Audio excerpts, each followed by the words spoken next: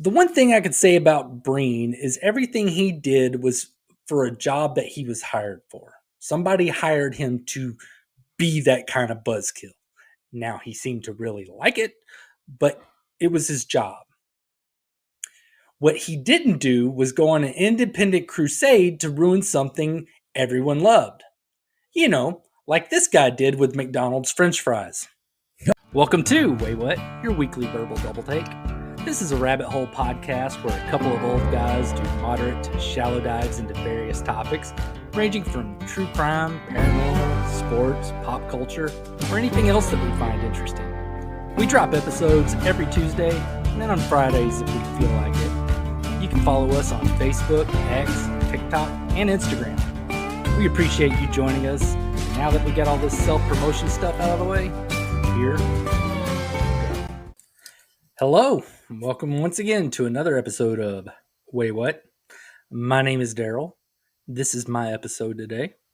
And here I am with the guy that cop blocked me in Cancun in 1998 because he didn't want to cheat on his girlfriend back home with the friend of the girl that was into me.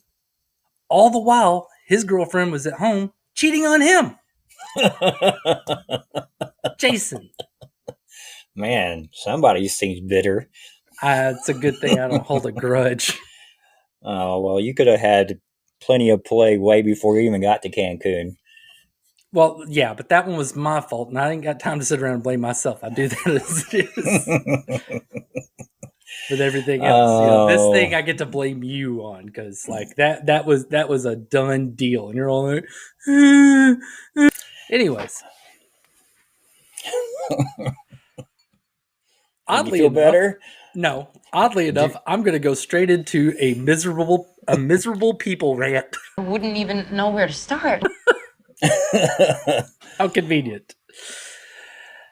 A while back, Jason and I went not viral, and I wouldn't even say bacterial. We went fungal. That's gross, dude. We went fungal on TikTok and Instagram with a clip from our episode, the hidden documentary one. So, the hidden documentary. That was pretty freaking fun. I mean, for the first time ever, something that we put out there had over 100,000 views. I mean, considering, anybody watching this on YouTube and you see how many people watch this, it's not a lot. Both of you. Yes, Darrell, I'm talking to you while you listen to this so that you get a view. We got a handful of subscribers out of it, a bunch of TikTok and Instagram followers. Mm-hmm. But the reason we put that clip out there, it kind of paid off, and it got people to watch and listen to that episode. I mean, that's the whole reason why we do the TikTok and Instagram thing, is to get people to watch these episodes.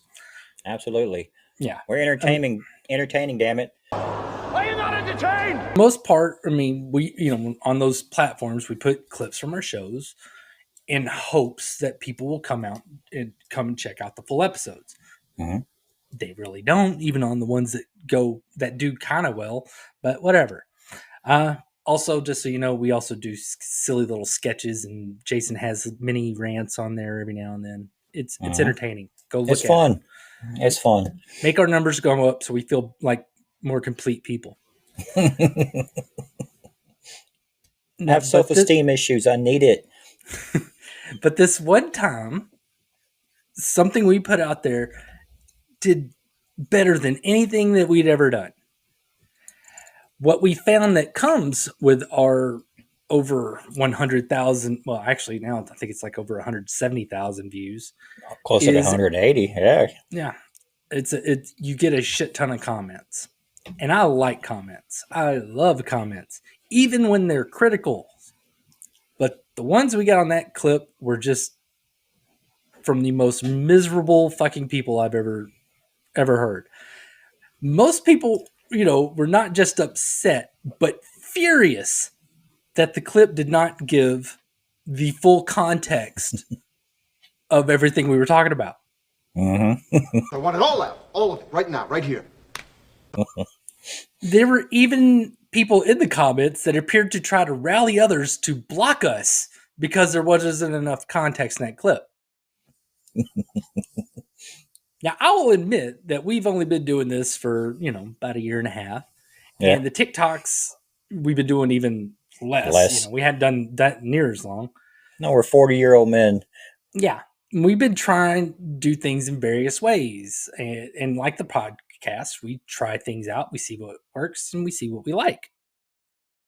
But the overall purpose of our presence on TikTok and Instagram and X and all that is not to become social media influencers or TikTok stars. It is to advertise this podcast and get people to see us there and come check us out here. Right here. Not here or here so much, but right here. Yeah. Now, what anywhere really? Yeah, marketing 101. What is the best way to do this? You tease people. You have to be like a crack dealer. We want to give you a taste and try to get you hooked. Just give me a taste. Give you that first one for free. Yeah, first one's free. So, yeah, you want it. That is a basic advertising strategy. Instead, we got bombarded with comments from the people that are the reason movie trailers give away the entire fucking movie nowadays. Absolutely. Holy crap. What's the point? If I see a complete synopsis of the movie, then I don't need to watch the movie. And which I don't go to the movies very much nowadays because they give everything away. Yeah. Instant gratification. Any trailer, like weapons right now, it gives you enough to be curious. And it leaves all these blanks that you want filled. So I'm going to go see that tomorrow because I want to know. But these, angry people that are super vocal and movie marketers apparently think that the super vocal people represent everybody. And so that's why most trailers nowadays are just like, here's the entire movie. Here's the good guy. Here's the bad guy. Here's the problem. Here's the part where he beats him. There you go. So, is there anything else I can get you folks this evening? Come and see it. Yeah. It's like, no.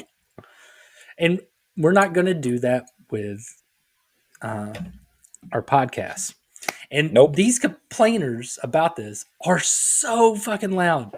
You would think that TikTok charges people per second to view videos because these people ranted and raved like we stole from them. I mean, it's they watched on their own accord. Yeah. If you go and see, I can't even remember the name of that TikTok, but I mean, if you find us on TikTok, it's our highest viewed one. It won't be hard to find. You look through the comments and it is hilarious. I mean, there's some people just ask the question, hey, what documentary are you talking about? And I told them. But the joke is on all those loud sore heads because what we did was effective and it did increase the views on that episode. And also we got over 1,500 likes and almost 500 people that favorited the clip compared to maybe the 100 comments of people being complete pricks. So Darrell. The nice people outnumbered the assholes. Yes.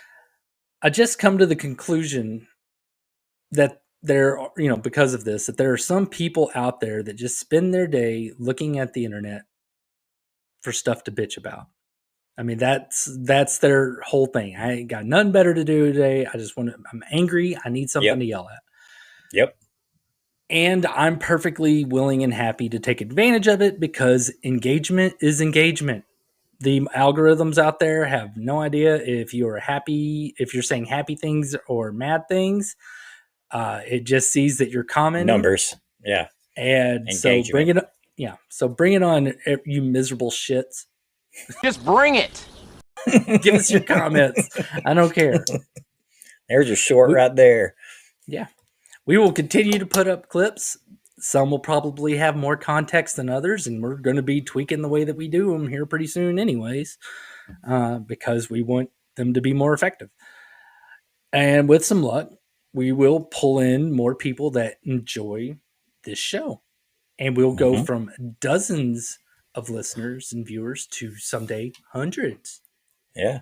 And maybe I get to live out my dream of doing a NordVPN commercial. Yeah, we'll see. Oh, please, one day I want to do it so bad. I don't know why. You see Jolly, right? I do. And Ollie on Jolly does the best NordVPN commercials, and they're super funny. And I want to do some too. I've seen people do some funny ads and stuff like that. I don't know. It's one thing whenever you get monetized just for them running ads or whatever. It's another whenever you start sponsoring things, because then I don't know. We'll have to like figure out if it's like legit, because I sure as hell don't want to ever get busted saying, "Hey, buy this, dick growing cream," and then people put it on and it makes their dick fall off. I don't want to do that. Yeah, we'll make sure it works first. You're testing it. Now, dealing with speaking of dealing with miserable shits, it makes me think about other people that love to complain and ruin things, which leads us to today's topic: the world's biggest buzzkills. All right. Yeah. We're going to start with a fellow named William H. Hayes. Spoiler, he's not the buzzkill that I'm talking about. But he was a buzzkill in his own regard. But he ended up paving the way for a bigger one. William H. Hayes was the head of the Motion Pictures Producers and Distributors of America. Man, that's a title. Yeah, this later, they thought so too, because it later became the Motion Picture Association of America, which just recently became just the Motion Picture Association, since now our movies are more global nowadays. So they're wanting to make sure they can impose their rating system all over the world, I guess. I don't know. Hayes was the founder of the Hayes Code in 1927, which was a self-censoring rule book for Hollywood. They had 10 hard rules and 26 areas that they advised to be careful around these things. They wanted you to be careful around things such as crime, prostitutes, and being too detailed on things like safe cracking and dynamite, because you don't want to teach people the wrong stuff. Just all these little things are just like, be careful around that. Now, technically, when they first implemented it, the organization was not effective at enforcing these new rules and these restrictions. Everybody's kind of like, yeah, I self-censored the hell out of myself. But then in 1933, the National Legion of Decency was founded. It was a Roman Catholic group that began rating movies themselves as decent or obscene. Oh, God. One group of uptight douches deserves another. So they teamed up with Protestant groups and women's groups, because women around that time were on a roll. They just fucking got prohibition done. Fucking geniuses. And they decided to boycott movies that they felt were immoral and rally up all their little followers, I guess. This brings us to the main buzzkill that I would like to talk about here. Joseph Ignatius Breen. Joseph Ignatius Breen was born on October 14th, 1888 in Philadelphia, Pennsylvania. I feel like his name is a spoiler warning on his life, that he was going to grow up to be a fun-ruining turd. I mean, if you name your kid, if you put Ignatius in their name, you are labeling them a buzz-killing nerd from birth. What a nerd alert! There's no cool person out there that's going to be named Ignatius. It ain't Unless people. Unless they shorten it for Nacho. I am Nacho, the luchador. Or Iggy. Iggy, okay. I'll take Iggy. He was raised a strict Roman Catholic and attended Catholic school.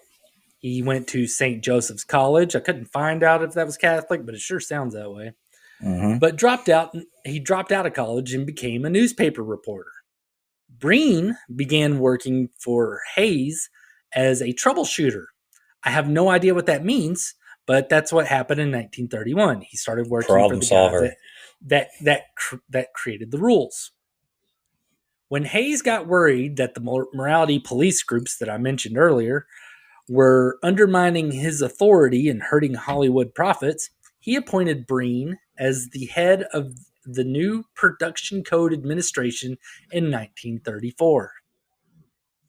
Where they had self-censorship before, this made the Hays Code rules binding, because the movie would not get distribution deals for American theaters without getting the approval of the PCA first.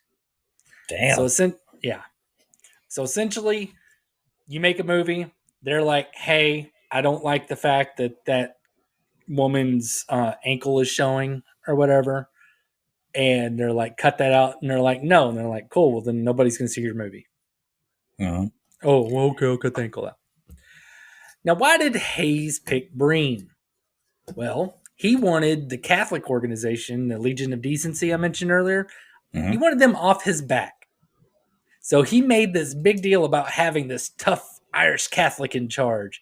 And Breen loved getting this role. He loved having the power, and he took, to cleaning up these movies and making sure they're less entertaining, like it was his life's work. We got a high roller. Which it kind of was. He strictly enforced the 10 hard rules. Now, I'm about to read them, and trust me, they only technically needed one of these rules. The rest of them, I don't care. No bad words or using the Lord's name in vain. No sexy stuff or suggestive nudity. No drugs. No sex perversions, which was their fancy way of saying no gays. They're like, keep the gay stuff out. Just keep it hetero. Yeah, but they called it sex perversions. No white slavery, which is oddly specific. Say that again? No white slavery. That's what I thought you said. Yeah. Okay. It's like somebody's bringing out like one of those color swatches, and they're like, nope, take the chains off of this one. He's too pale. Yep, nope, this one's dark enough. Yeah, okay, he's fine. Good grief. No mixing of the races. Oh, okay, well, that explains the last one. Maybe I should put that one first. No sex diseases. No childbirth. That seems redundant. Get it? Because pregnancy's a disease. It's funny, Jason. God damn. No children's sex organs. Why did this one take until number 9? Why wasn't maybe they meant as babies? No. Like changing a baby's diaper or something? No, they did not want to see kids naked, which is the one rule I agree with, but why wasn't it number 1? It should be number 1, because it's the only one that makes any sense. No ridicule of the clergy. So back to the uptight stuff. Do not talk bad about church, which I do. Finally, no willful offense to any nation, race, or creed. 2 things I can't stand in this world. People who are intolerant of other people's cultures, and the Dutch. What? I don't know if you've watched some older movies, but I don't feel like they really enforced this one. No way. That's why nowadays everybody freaks out whenever they see Breakfast at Tiffany's or Gone with the Wind, or whenever Song of the South with Disney, and Birth of a Nation was pre-Hays Code, but they weren't very good at that one. Well, it was the last rule, so maybe they just didn't get down far enough. Honestly, like I said, out of all those, just don't show kids naked is the one rule that I'm cool with. The rest of them, no. Not only did he make sure movies were less cool, But Breen was also a Nazi-sympathizing anti-Semite. Oh, and not no. like the nowadays ones, like nowadays, you say something just completely innocuous and everybody's like, you're a Nazi sympathizing anti-Semite. No, this was back whenever that was an actual thing. He was unashamed with his thoughts, and there were letters written by him referring to Jews as scum of the earth. Before America got involved in World War II, he was very concerned that Jewish filmmakers would offend Germans with their harsh depictions of Nazis. Wait, what? So whenever you say Nazi sympathizing anti-Semite, that's what one actually is. that is a real one. So you're going to hurt their feelings, hurt their Nazi little feelings. So if any of our listeners have a septum piercing, which I'm convinced that's what keeps making people retarded. Sounds like you may be onto something. But if you have a septum piercing and you keep calling people Nazis and anti-Semites for, liking a blue jean ad, this is the actual definition. Oh, man. Now that you say that, there's some truth to that whole septum or nose piercing thing. Yeah. Thank God my oldest daughter doesn't listen to this, because if hers is still pierced, I'd probably get an earful. Breen never walked back this view until Pope Pius XI spoke out against anti-Semitism. So he was like, all of a sudden, he's like, Nazis are bad and Jews are all right. Which is just what you want from a censor, someone that's easily controlled by a large religious organization. It's like, yeah, that's exactly who I want controlling my movies. Breen was involved with the PCA until 1954. For 20 years, this guy got to make movies less cool, which goes to show you that even boring people can achieve their dreams. Following his retirement, movies quickly got cooler. We got stuff like Cat on a Hot Tin Roof, Psycho, and Some Like It Hot. Movies like The Pawnbroker got to have boobs in it. And it was the first movie with PCA approval to have bare boobs. Because before the Hays Code, you could have boobs in movies back in the 1920s and stuff. It's awesome. The MPAA moved to the rating system that we know today in 1968. So PCA went out the window, and instead of it having all these little hard rules now, it was now the Motion Picture Association of America, which they'd have their people review it. So fun fact, they are still a pain in the ass to work with today, and they try their hardest every day to make movies less cool. They don't have to try as hard as they used to, because now the studios are really good about making movies less cool. But yeah, the way that the MPA works nowadays is if a movie wants to be R-rated, they threaten them with making them NC-17 until they get whatever stupid changes they want. Like, you say cock 18 times, you need to get rid of at least 2 cocks. Okay, that's going to make a difference. Which 2 cocks? Movies that want to be PG-13 get threatened to be made R unless changes are made. That's why it's been established that PG-13 movies get 1 fuck. Let's say fuck 1 time, which is okay. So Jerry Maguire would not fall into that category. And all this is about selling tickets, because movies that want to be PG-13, they want to be PG-13 because that sells more tickets than an R rating. And an R rating sells more tickets than an NC-17 film. So the censors in Hollywood still have plenty of power, because distribution companies are less likely to distribute a movie that doesn't have an MPA rating, and theaters are also less likely to show something that the MPA calls NC-17. Yeah, it's usually only any theaters do that. It's your art house. Now, regular theaters will show NC-17. They just won't. It'll be late at night and on one screen. But like independent theaters, like your art house ones and stuff, ones where you can go watch independent films, they'll show unrated movies that didn't go through the MPA because they're they care a bit more about the art form than the rating. Yeah.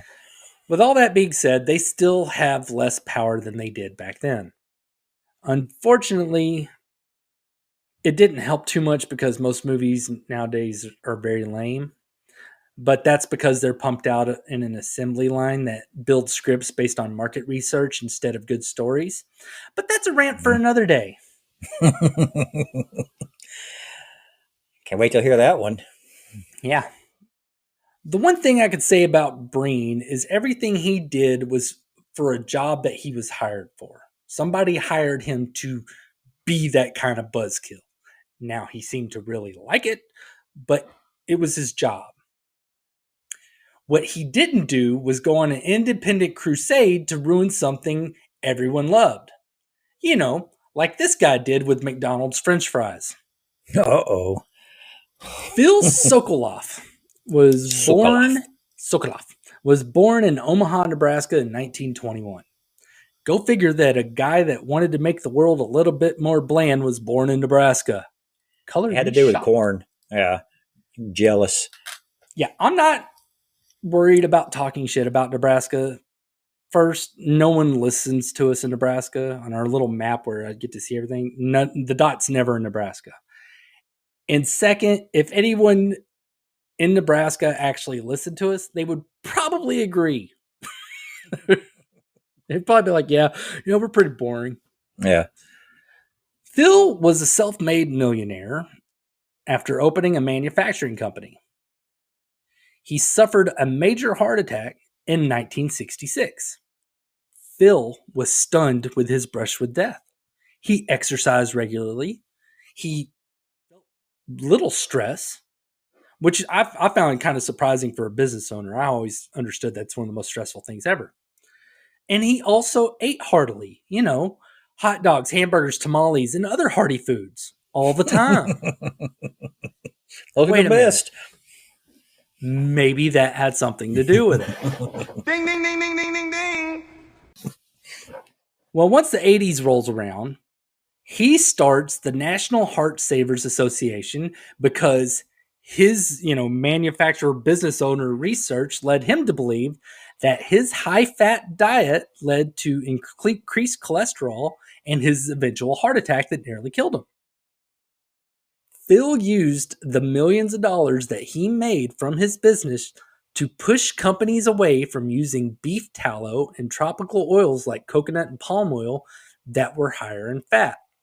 He also targeted the dairy industry with large ads saying 2% milk is not low-fat milk.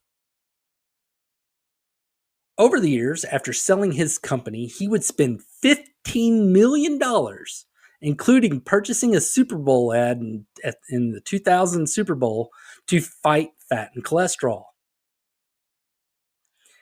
But the thing he's remembered the most for is ruining McDonald's French fries. Why, God, why? For years, McDonald's used a mixture of beef tallow and vegetable oil to make their fries. He would buy ads in papers directing the ads at McDonald's, telling them that their hamburgers have too much fat or saying, we can't continue to deep fry our children's health. Okay.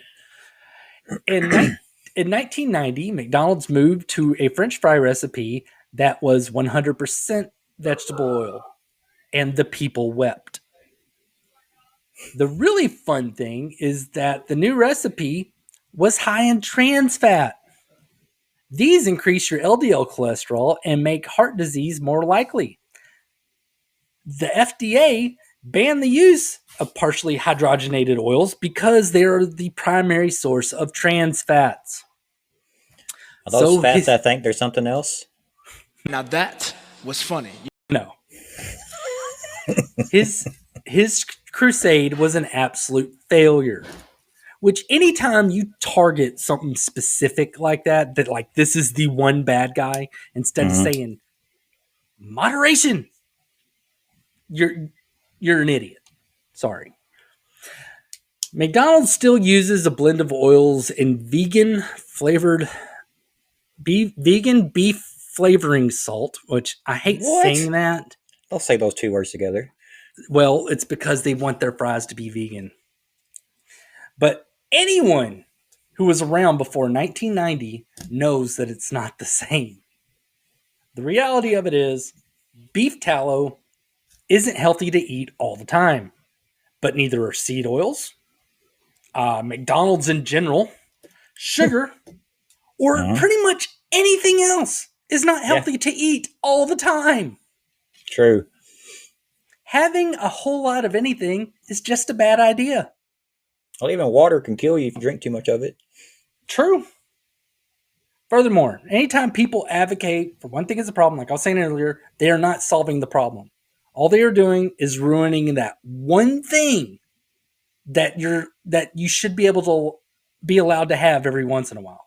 They're just taking away that treat, and they're jerks. It's bad behaviors and habits that are the source of obesity, diabetes, and the heart disease epidemic. People trying to find one source or trying to simplify a problem. Simplify a problem that no matter what you do, it's not going to have a simple solution.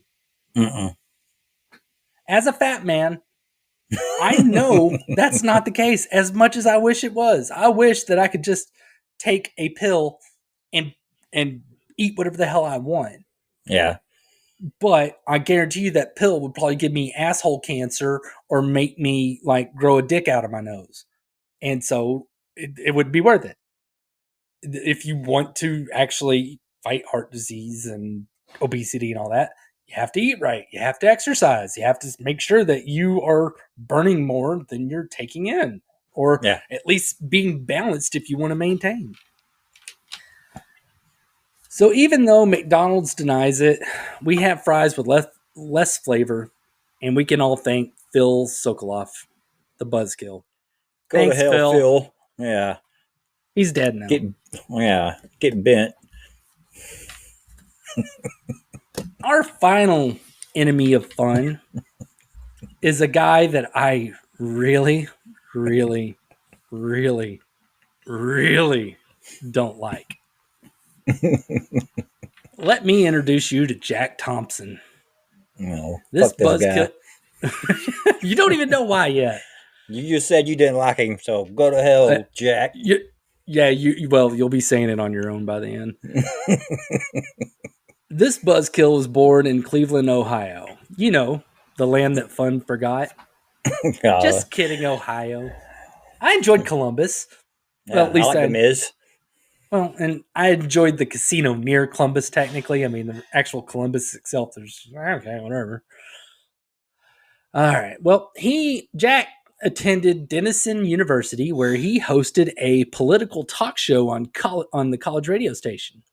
And I guess that's whenever he realized that he loves attention. He went on to get his law degree at Vanderbilt University Law School and moved to Florida, where he began practicing law. In 1988, he helped lead the charge for the FCC to fine the Miami radio station WIOD $10,000 for playing parody songs such as Boys Want Sex in the Morning. A radio show on that station, hosted by a guy named Neil Rogers, proceeded to roast the ever-living hell out of Jack, who then sued the station for $5,000 for each time they mentioned Jack Thompson's name, which was 40,000 times. Golly. $40,000 worth or 40,000 times? 40,000 times they mentioned him. And he wanted to charge them $5,000 each, which totals up to $200 million. No more radio station. He did not win that lawsuit. Okay, good.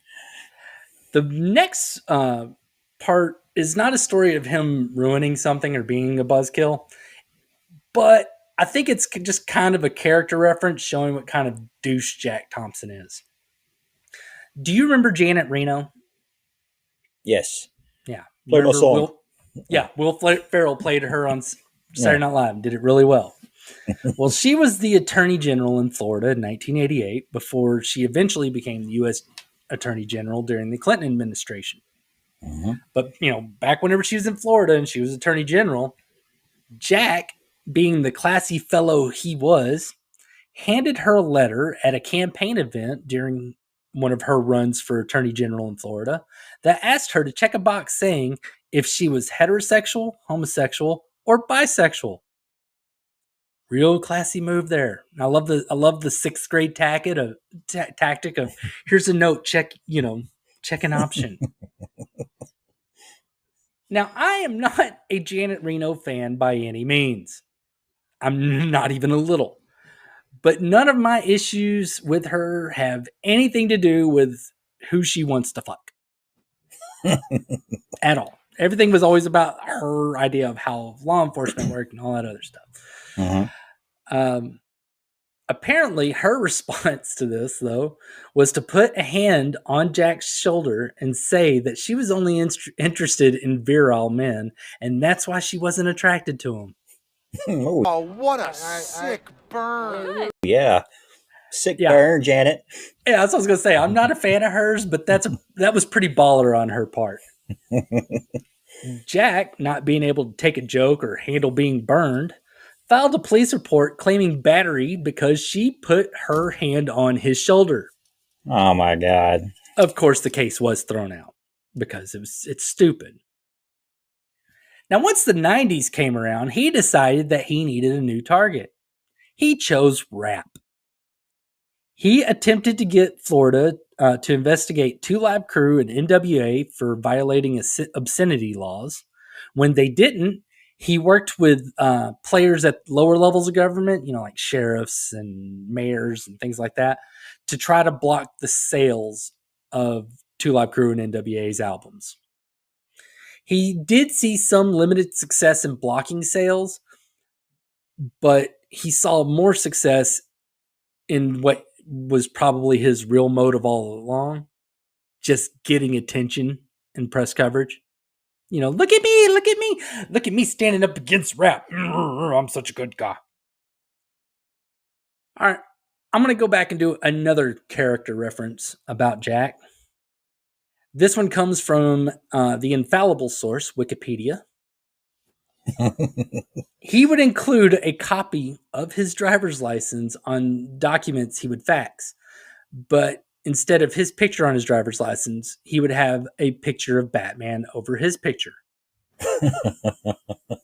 He viewed himself as a Batman figure that was there to assist the police and clean up the city and all this. And God, talk like this, or whatever. Another thing, and this is coming from a guy who wears clothes that have like superheroes and horror movie stuff all over it. I do that because I think they're cool. They are cool. He wore a Batman watch, and I can't help but suspect that it was a statement declaring himself being a badass like Batman, because he also did the driver's licensing. Mm-hmm. The only statement that folks like me make by wearing, like my really awesome Halloween shirt right now, or any of my Spider-Man or Deadpool shirts, the only statement I'm making is I am perfectly comfortable with my immaturity. Oh, you like horror. Yeah, you like what you like. Yeah. I do not think I'm Michael Myers. I don't think I'm tough like him. I don't think I'm badass. Anyways, it's a cool ass shirt. I can't say for sure that that's what Jack Thompson did. I mean, but sticking your Batman's picture over your driver's license, kind of giving off that impression. Now, for the buzz killing reason that most people that have heard of Jack Thompson hate Jack Thompson for. He attempted to ruin video games. That motherfucker. He tried his hardest to get Walmart and Sony to stop selling Grand Theft Auto 3, Bully, and Manhunt. These are 3 of my favorite games that I've ever played. Yeah. Now, as a parent, Would I let my 13-year-old play all 3 of these games? Grand Theft Auto 3? Yeah. The game's very tongue-in-cheek. It's violent, but it's still, So kind Call of of Duty. silly violent. And I know he'd have fun. Bully? Abso-freaking-lutely. And for those of you who don't know, in Bully, you play as this kind of badass anti-hero kid that's starting at a new rich kid school, and you do missions to get in with the various cliques by defeating the bullies in each one. Can you give people swirlies or shove someone in a locker or kick someone in their balls in the game? Yes, you can. Oh, But yeah. you do get punished for that kind of behavior. And more importantly, it's just a video game. Manhunt. No, I will not let him play that one. I love that game. I have that game on like 3 different consoles. It is super violent with a very cool story, and it's a load of fun to play. However, the game is about a guy trying to escape a snuff film that some rich guy trapped him in, so you have to kill your way out of a bunch of situations. It doesn't have the silly tone like the others. You and think? So the story is just way too heavy for a kid that age. It would just be violence for him. There wouldn't be any understanding in what's going on. Now, do you want to know what's so great about all that stuff that I just talked about? That was me being a parent and making a decision. Jack Thompson was trying to make that decision for everyone. And that is why he is the worst buzzkill. At least in my opinion, because he's trying to affect shit that I like. Yeah, eat shit, well, then Jack. again, I like McDonald's French fries in movies. But, well, this guy he impacted me more directly. Anybody tries to keep video games from me, they're not going to be happy. That's not going to happen, and I can't stand them for it. He, while he was advocating against video games, he would attempt to inject himself into high-profile murder cases involving young defendants just so he could try to blame various video games. Oh, however, that narrative. It went nowhere. I personally think he was just trying his hardest to get a precedent in a criminal trial so that he would have a better shot at getting video games banned. He filed a lawsuit on behalf of the victims of 2 teenage murderers that claimed that they were inspired by GTA 3. He sought $246 million from the creators of the game, PlayStation, Sony, and Walmart. The case, unsurprisingly, as all his others, were dismissed. I mean, and he would do this on like multiple times. He would just keep pumping cases in and just clogging up the system and just getting dismissed because they're all frivolous and stupid. Jack is the last buzzkill that I'm talking about in this episode because the ending of his story makes me so happy. Jack Thompson was permanently disbarred by the Florida Bar Association in 2008. The grounds were inappropriate conduct. That was because him making false statements to judicial tribunals and disparaging and humiliating litigants as well as other lawyers because he was an asshole. He'd been battling the Florida Bar Association for years, and they were so sick of him. They would like temporarily suspending him and things like that. And eventually just all this attention-seeking behavior finally caught up with him. And they're just like, nope, you're done. You don't get to practice law anymore. And the world rejoiced. Yes. The last known thing I can find out about him is that he now teaches civics to prison inmates. Which seems like an odd subject for him to teach, but he's teaching prisoners, so I don't give a shit. The important thing is we never hear about him anymore, which I used to hear about him all the time in like the late 90s and early 2000s, and I've hated that man for years. But yeah, and I'm very proud to say that he failed at every level, but the reason I consider him a buzzkill is, 1, he was trying really hard, and 2, it was guys like him that got my parents to tell me I couldn't play Mortal Kombat whenever I was 12, which they didn't know what I was doing at the mall, so I played it anyways. Yeah. Anyway. And that will end our explanations on these fun suckers. If you're listening to this, fun suckers. If you're listening to this and you ever find yourself getting mad about something that is not physically harming you, just walk away from it. Ruining stuff for other people is just petty and makes you the exact opposite of what you think you are. A good person. Yeah. You're a bad person. You are awful. Yeah. I would agree with that. Let us make our own decisions. Sure. If we don't like it, we'll just turn the damn channel. Yeah. If you want somebody's life to ruin, have a kid. Now join us next time, unless Jason decides that we should change from a rabbit hole podcast to one that ranks his favorite definitions in the dictionary, going page by page in alphabetical order, and takes all the fun out of podcasting. That wouldn't work at all. Well, just in case. If that, doesn't happen and this is still fun, then he will tell us stuff that'll make us say, Waywut. Yep. Yeah, no dictionary episode next. Don't you do it. No, it's going to be a good one.